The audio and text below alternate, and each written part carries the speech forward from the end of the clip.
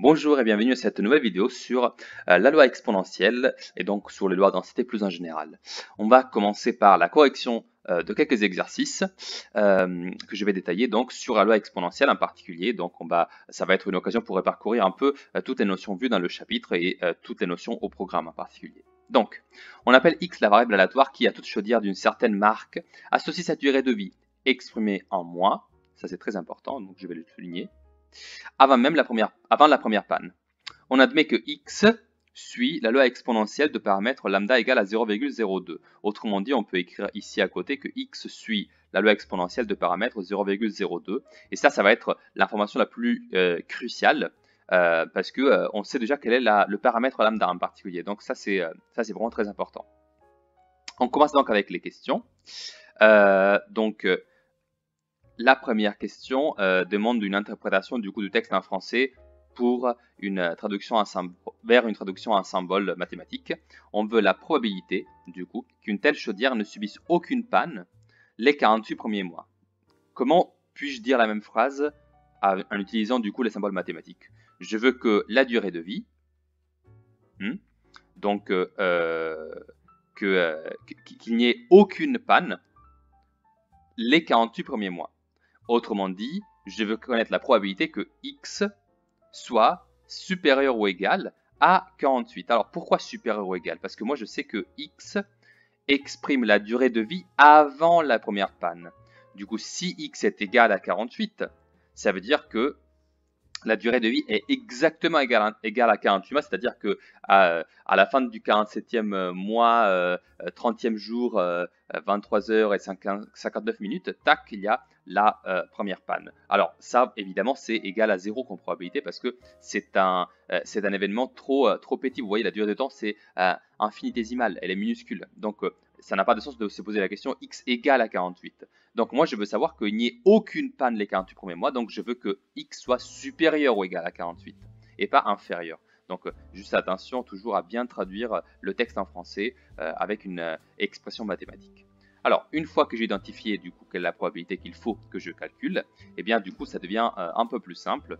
En effet, x supérieur ou égal à 48, et bien on a la formule pour cela. On sait que ça c'est exactement égal juste à e à la puissance moins lambda, donc 0,02 fois 48. D'accord? Ici, c'était juste une des formules qu'on avait étudiées ensemble. Je vous rappelle que vous avez toujours toute cette explication dans une vidéo précédente. Et donc ici, si vous voulez juste effectuer ce calcul, vous prenez la calculatrice et vous marquez à l'écran ce qui est marqué ici. Ici, c'est absolument nécessaire et vous trouvez comme résultat approximativement 0,3543 si je fais une approximation, d'accord? Mais comme ici ce n'est pas demandé, vous aurez même pu laisser juste e à la puissance moins 0,02 fois 48 ou faire l'opération 0,02 fois 48. Bien, bref, j'espère que vous avez compris. Ici, en fait, la difficulté était plus dans la traduction de la phrase en français en probabilité que dans le calcul lui-même qui est assez simple. Ok, question B. Sachant qu'une chaudière de ce type n'a subi aucune panne les 48 premiers mois, déterminer la probabilité qu'elle ne subisse aucune panne avant la 5e année d'utilisation. Alors du coup, il nous faut une autre petite traduction ici. Alors sachant, ça veut dire que je suis déjà dans le champ des probabilités conditionnelles. Je sais que c'est un peu le verbe qui me fait sonner l'alarme de probabilité conditionnelle.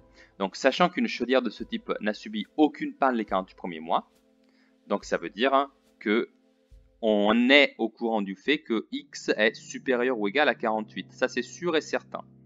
D'accord? Parce qu'il n'y en a pas eu les 48 premiers mois. Eh bien, détermine la probabilité qu'elle ne subisse aucune panne avant la 5e année d'utilisation. Donc ça, c'est x, toujours supérieur, parce que je veux aucune panne avant la 5e année d'utilisation. Donc c'est x supérieur ou égal à, je ne peux pas mettre 5, je vais devoir l'exprimer en moins. Donc il suffit de faire 5 fois 12. Et vous trouverez que c'est 5 années, en fait c'est 60 mois, donc vous voulez que x soit supérieur ou égal à 60. Or, on est ici dans la situation d'application de la propriété qui nous dit que la loi exponentielle est une loi sans mémoire ou sans vieillissement si vous préférez. Et donc ici, je peux dire que cette probabilité, elle est égale à la probabilité que x soit supérieur ou égal à, 60 moins 48. D'accord? Cette quantité-là. Et en effectuant ce petit calcul, je trouve x supérieur ou égal, du coup, à 12. D'accord? Effectivement, 48 mois, c'est 12 fois 4, donc c'est logique. Et ici, du coup, je veux la probabilité que x soit supérieur ou égal à 12. Donc, en fait, c'est une durée de vie sans panne de au moins 1 an. Ok? Et donc, ici, je réeffectue le calcul tel que le calcul précédent. En fait, c'est exactement la même formule que je vais appliquer. Et donc, je fais 0,02 fois 12. Ça, on va obtenir du coup encore une fois un résultat approché. Et avec la calculatrice, vous pouvez déterminer que cela me donne 0,02. Je vous conseille toujours de le faire avec moi. Ça va vous faire du coup 0, approximativement 787. Toujours en approchant. Voilà. Et enfin, on arrive à la troisième question. Donc ça, c'était la question B. Et la question C, c'est encore une fois une question un peu qui exploite l'espérance parce que, regardez, on nous demande la durée de vie moyenne. Alors, qu'est-ce que ça veut dire? La présence de l'adjectif moyenne ici, ça doit tout de suite vous faire penser au fait qu'ici, on recherche une expression de l'espérance de cette variable aléatoire. Autrement dit, ici, on a la formule, c'est 1 divisé par 0,02, parce que la formule de calcul, c'est 1 sur lambda. Et si j'ai fait 1 divisé par 0,02 à la calculatrice, vous trouvez 50. Autrement dit, la durée de vie moyenne avant la première panne d'une chaudière de ce type-là est de 50 mois, autrement dit un peu plus que 4 ans. D'accord? Donc voici pour cet exercice, vous voyez qu'on a à peu près révisé les principales notions. Donc il y a eu des calculs de probabilité, une probabilité conditionnelle et l'espérance. Voilà. Maintenant j'aimerais passer du coup à un sujet de baccalauréat, c'est celui-là. Donc c'est Antilles-Guyane 2006. Et ici, vous avez donc ces 3 parties, 4 points. Ce n'est pas trop compliqué, vous allez le voir. Mais c'est peut-être une des premières fois où vous voyez ici une restitution organique des connaissances. Et du coup, ici, qu'est-ce qu'on a? On a 2 questions de théorie, entre guillemets, dont vous connaissez déjà vous connaissez déjà ses propriétés, vous connaissez l'énoncé, mais ici, il vous demande de les démontrer. D'accord? Donc, ce n'est pas compliqué, hein. On a fait ces preuves-là en cours, notamment. Et donc ici, il suffit juste de les répéter. En général, il vous aide beaucoup. Regardez le texte dans la première partie, du coup. On suppose connu le résultat suivant. Si x suit la loi exponentielle de paramètres strictement positifs lambda, alors la probabilité que x soit inférieur ou égal à t est égale à l'intégrale entre 0 et t de lambda e à la puissance moins lambda x dx. Et du coup, il nous demande de démontrer l'égalité suivante. La probabilité que x soit supérieur à t est égale à e à la puissance moins lambda t. Alors ça, c'est assez facile, on l'a déjà fait en cours. Je vous rappelle du coup quelle était la preuve. Je vous la fais juste ici. Alors nous, on sait que p de x supérieur à t, déjà, ça, on peut l'écrire comme 1 moins la probabilité que x soit inférieur ou égal à t. D'accord? Ça, c'est la clé pour tout réussir, en fait. Et du coup, bah, ça, vous savez aussi que ça devient, grâce en fait au texte qui est fourni, ça c'est égal à 1 moins l'intégrale entre 0 et t de lambda e à la puissance moins lambda t en dt. Et maintenant, il ne nous reste que à calculer cette intégrale, ce qui est assez facile parce qu'en fait, vous connaissez déjà quelle est la primitive, on l'a étudié ensemble dans le cours. Donc ici, il faut juste la reprendre. Ici, vous avez que effectivement une primitive, et celle qu'on a étudiée en particulier, donc évaluée entre 0 et t. Ici, c'est juste moins e à la puissance moins lambda t. D'accord? Si vous n'êtes pas sûr, il suffit juste de dériver cette expression et vous trouverez que ça fait exactement ça. Et donc, si on évalue en t et 0, successivement, vous trouvez 1 moins, attention toujours aux parenthèses, hein, ça c'est moins e à la puissance moins lambda t, du coup, auquel je soustrais, et du coup il y a encore un moins, e à la puissance moins lambda fois 0, fermez de parenthèses, fermez encore le crochet. Et ici, du coup, je me réduis à faire le calcul 1 plus e à la puissance moins lambda t. Alors du coup, ici, il y a 3 moins que je dois prendre en considération. Donc finalement, ça fait moins.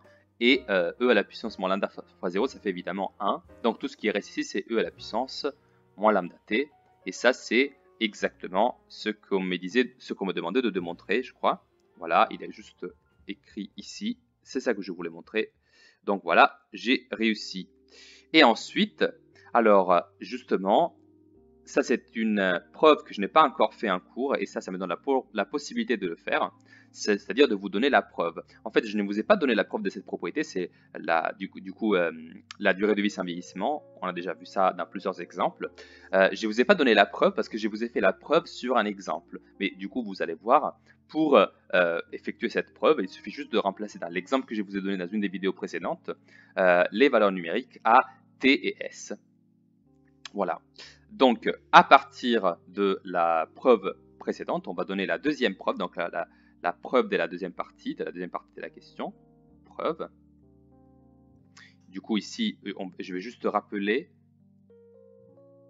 ce que je veux démontrer, c'est que P, sachant que une variable grand X est supérieure à S de, et utilisons même les notations ici du texte. Ici c'est, oui, grand X supérieur à petit t, voilà, comme ça on est cohérent, que X soit supérieur à S plus T. Voilà, on veut démontrer que du coup ça, c'est égal à la probabilité que X soit supérieur à S. Voilà. Ça, c'est l'énoncé de ce que je veux démontrer. Maintenant, on va le faire de façon explicite.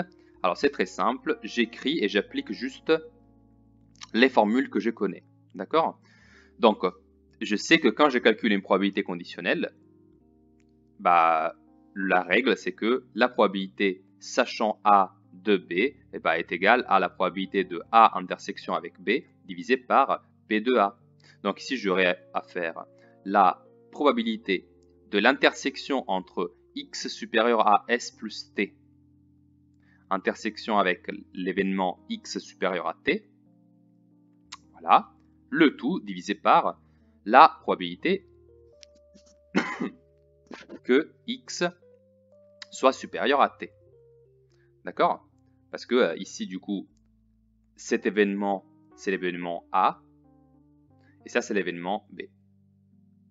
D'accord? Pour répondre à la formule que je viens d'utiliser. D'accord? Ça, c'est mon A, ça, c'est mon B.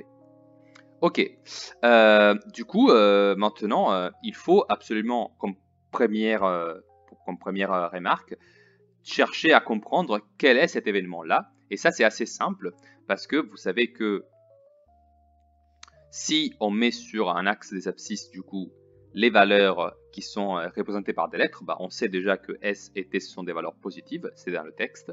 Donc, je peux dire que, du coup, si T est là, et que S, c'est cette ampleur, bah, du coup, ici, j'aurai T plus S. D'accord? Et ensuite, je sais que la probabilité que X soit supérieure à S plus T, et bah, du coup, c'est la probabilité que X se situe dans cette partie-là. Et je sais également que la probabilité que X soit supérieur à T, bah, c'est la probabilité que X se situe dans cette partie-là. Alors l'intersection, du coup, ce sera l'endroit où les deux sont réalisés en même temps. Et quel est cet endroit? Bah, c'est très simple, c'est toute cette partie-là. Donc en fait, l'intersection entre ces deux événements, c'est, je l'écris ici, c'est en fait juste X supérieur à S plus T. D'accord? Et en dessous, j'ai X supérieur à T. Et maintenant, j'exploite du coup ma propriété précédente pour dire que ça doit être E à la puissance moins lambda fois S plus T divisé par E à la puissance moins lambda fois T. Et ici, petit calcul, eh bien, ça c'est égal à quoi? Je vous rappelle que c'est une division entre deux exponentielles, donc j'ai E à la puissance moins lambda S moins lambda T. D'accord, ça c'est juste le numérateur, j'ai juste effectué le produit. Et je dois du coup écrire fois, parce que du coup je le passe, je transforme le moins qui se trouve juste ici, je le transforme en plus, et donc je le fais passer au numérateur. Je n'ai pas encore utilisé les propriétés exponentielles, et donc j'écris e à la puissance plus lambda t. Donc j'ai transformé ici une division en multiplication. Et maintenant j'exploite la propriété de l'exponentielle qui me dit que quand j'ai un produit entre deux exponentielles, il suffit de faire du coup la somme des exposants. Et donc là, j'ai e à la puissance moins lambda s moins lambda t plus lambda t. Autrement dit, les deux lambda t qui se trouvaient ici, eh ben, ils partent à la trappe. Et donc, je me retrouve avec e à la puissance moins lambda s. Voilà. Et ça correspond effectivement à la propriété au calcul correspond à la probabilité P de x supérieure à S, c'est-à-dire ce que je voulais démontrer. Donc je termine juste ma démonstration en remarquant que E à la puissance moins lambda S est égal effectivement à la probabilité que x soit supérieur à S. D'accord? Ce qui était le but de mon théorème.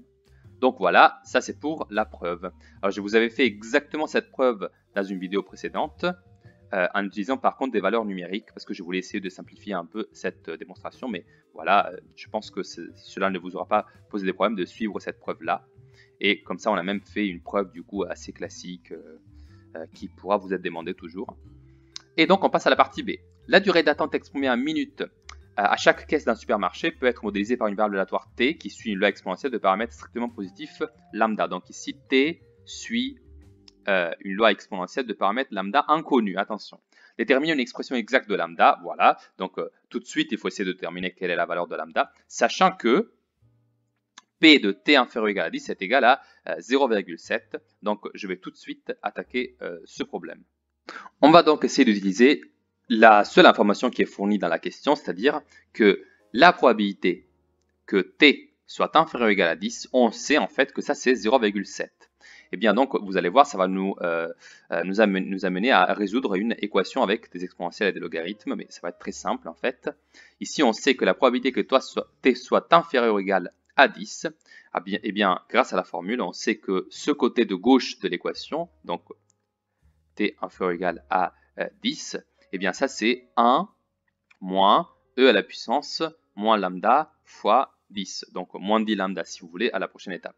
Et donc tout ce que j'ai à faire c'est d'écrire 1 moins e à la puissance moins lambda fois 10, donc ce sera plutôt écrivons moins 10 lambda égale à 0,7.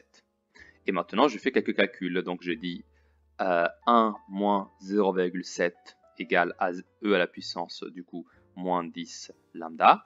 1 moins 0,7 ça fait 0,3, 0,3 égale à ça. Et bah ici du coup vous voyez je suis arrivé à l'étape où il faut que je prenne le logarithme à gauche et à droite et je vais trouver du coup si et selon si ln de 0,3 est égal à moins 10 fois lambda parce que le logarithme de l'exponentielle ça fait du coup l'argument de l'exponentielle. Et donc ici je sais que lambda ce sera égal à ln de 0,3 divisé par moins 10. Et donc ici, je n'ai que à calculer une valeur approchée à l'aide de la calculatrice. Et donc je vais prendre ma calculatrice et calculer du coup ln de 0,3 divisé par moins 10. Et donc je vais trouver 0,120397. Et ça, vous pouvez l'approcher si vous le souhaitez. Par exemple, vous pouvez l'approcher au millième et écrire du coup simplement 0,12. D'accord? Parce que au millième, vous avez 0. Et ici, on peut arrondir par défaut. Et je crois d'ailleurs que dans la suite de l'exercice, il va nous dire,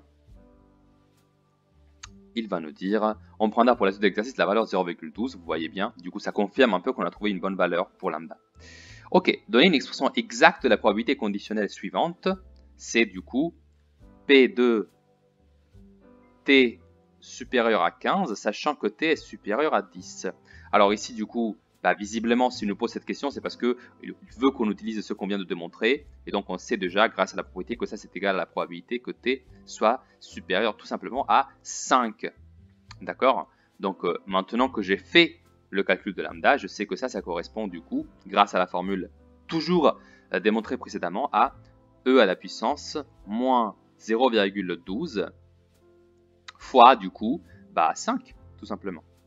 Et donc ici, je peux encore effectuer ce calcul très rapidement. Ça va juste faire e à la puissance moins 0,12 fois 5 sous l'exponentielle. Du coup, ça va vous donner 0, alors ça c'est la valeur exacte que vous allez trouver sur vos calculatrices. Donc on va l'approcher, hein, tout simplement à 0,55. Encore une fois, il ne demande pas de l'approcher d'une façon particulière, donc on va juste pouvoir l'approcher à 0,55 sans trop de difficulté.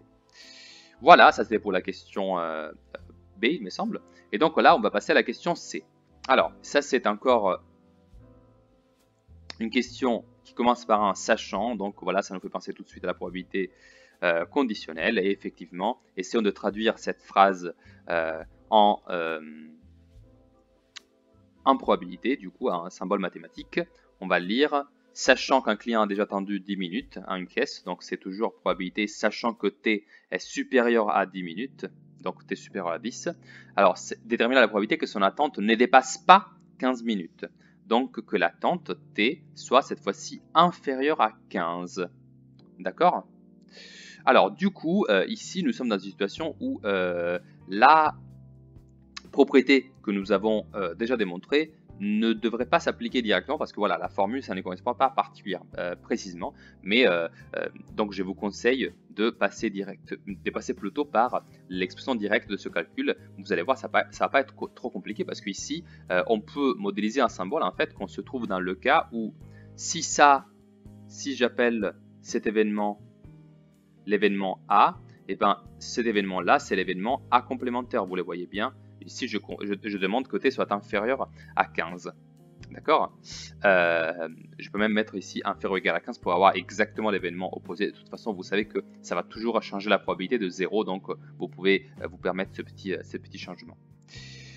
Ok, donc ici, toujours comme d'habitude, hein, je vous rappelle quelle était la formule des probabilités conditionnelles. Vous avez que P de A bar, du coup, sachant B, bah, c'est toujours la même formule, hein. C'est P de A bar intersection avec P divisé par P de B. Hein. Du coup, toujours la même formule. Et donc ici, vous avez du coup la probabilité de l'intersection entre du coup T inférieur ou égal à 15 intersection avec T supérieur à 10 divisé par la probabilité que t soit supérieur à 10. D'accord? Et donc, on se retrouve ici avec juste un petit moment de réflexion. Qu'est-ce que ça veut dire t inférieur ou égal à 15 intersection avec t supérieur à 10? Bah, comme c'est de t dont on parle, cette intersection, ce sera du coup l'événement t compris entre qui? Et si il faut que t soit supérieur à 10, je vais écrire ici que t doit être supérieur à 10. Je veux l'intersection avec le fait que t est inférieur ou égal à 15. Et donc, je vais mettre t compris entre 10 et 15 divisé par, du coup, p de t supérieur à 10. Et ça, du coup, ça me rappelle, donc le numérateur, que j'avais une formule donc pour ce type de probabilité. Je vous invite à regarder la vidéo relative pour la redécouvrir. Et donc, le résultat de ce calcul, c'est e à la puissance moins 0,12 fois 10 moins e à la puissance moins 0,12 fois 15 cette fois, le tout divisé par e à la puissance moins 0,12 fois 10. Voilà. Et donc ici, il faut juste effectuer les calculs. Vous avez des simplifications si vous le souhaitez. Ici, par exemple, on peut écrire que ça, c'est la même chose que e à la puissance moins 0,12 fois 10 divisé par e à la puissance moins 0,12 fois 10 fois, du coup, moins, parce que ici, je suis en train juste de séparer la fraction, e à la puissance moins 0,12 fois 15 divisé par e à la puissance moins 0,12 fois 10. Alors du coup, cette première partie, elle va juste être égale à 1, parce que le numérateur et le dénominateur sont égaux. Et donc ça, c'est 1 moins, et ici, qu'est-ce qu'on peut remarquer?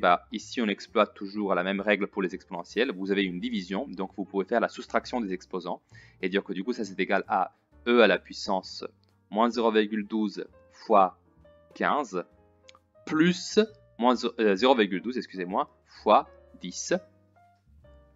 Et du coup, vous pouvez encore faire des simplifications si vous le souhaitez. Et vous allez voir que si vous mettez un facteur commun 0,12, vous allez trouver que ça, ce sera égal à 1 moins e à la puissance moins 0,12 fois 5, tout simplement. Et ça, c'était ce qu'on avait calculé auparavant. Autrement dit, toute cette probabilité-là se réduit à calculer la probabilité de l'événement opposé à la probabilité précédente. Donc, ici, on va trouver, en fait, vous voyez que à cet endroit-là, on a déjà calculé combien ça vaut e à la puissance moins 0,12 fois 5. Ça vaut 0,548812. Donc, on a déjà approché à 0,55. Donc, je vais utiliser plutôt cette dernière valeur et dire que ça, du coup, c'est égal à 1 moins, donc approximativement, 1 moins 0,55. Et donc, ça va faire, toujours approximativement, 0,45. Voilà donc que j'ai trouvé la valeur finale pour cette question. Ok. Maintenant, je vais passer à la partie C. On lit donc cette troisième partie. On suppose que la durée d'attente à une caisse de supermarché est indépendante de celle des autres caisses. Actuellement, 6 caisses sont ouvertes. On désigne par Y. Donc, vous voyez, dans cette partie, on change de variable Y. C'est plus T, c'est maintenant Y.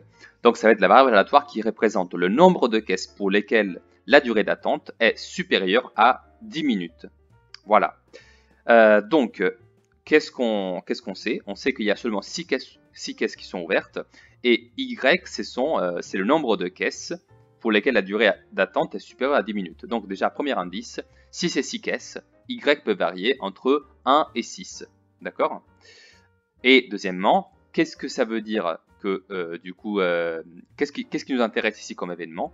On a la durée d'attente supérieure à 10 minutes. Et je vous rappelle que dans le texte, juste ici, on avait que la durée d'attente supérieure à 10 minutes, excusez-moi, la durée d'attente, oui, supérieure à 10 minutes, on avait cette information cachée, enfin pas cachée justement, c'est très explicite, juste ici. Regardez, nous on sait que la probabilité que la durée d'attente soit inférieure ou égale à 10 minutes est égale à 0,7.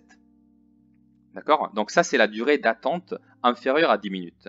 Et nous, on sait que, du coup, Y, ça va compter le nombre de caisses pour lesquelles la durée d'attente est supérieure à 10 minutes. Donc, on peut dire que la probabilité que ce soit supérieur à 10 minutes, ce sera du coup 0,3, c'est-à-dire 1 moins 0,7. Et donc, on peut conclure que les paramètres caractéristiques de Y, autrement dit, la loi et les paramètres suivis par Y, ce sera Y qui suit une loi binomiale, donc avec paramètre n égale à 6, parce que du coup 6, ce sont les nombres de caisses qui sont ouvertes à ce moment-là. Et quelle est donc la probabilité du succès, autrement dit la probabilité que la durée d'attente soit supérieure à 10 minutes. Attention du coup, j'appelle ça mon succès. Le succès, c'est l'attente supérieure à 10 minutes. Ça peut paraître un contresens, mais du coup, soyons précis. Et du coup, cette valeur-là, c'est 0,3. D'accord? Donc ça, c'est le paramètre. D'accord? Ok. Question, donc ça, c'était juste pour la question 1. En fait, c'était juste une question de raisonnement.